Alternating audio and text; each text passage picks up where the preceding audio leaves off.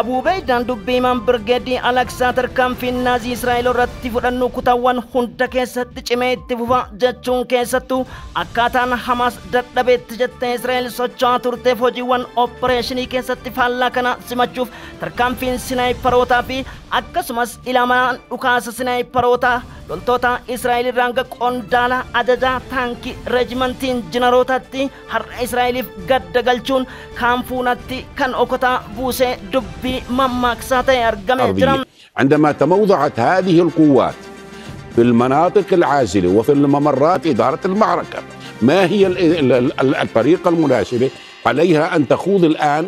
يقول أبو عبيدة ما زال مجاهدون يخوضون معارك بطولية وينفذون كمائن محكمة إن إسرائيل لم تضع على الطاولة أي مبادرة لإعادة كل المختطفين، وأشارت خلال مؤتمر صحفي في تل أبيب وإن كان قد أصيب أو قتل كما يلمح أبو عبيدة في كلمته، قد يكون هذا الأمر له وقع كبير في إسرائيل.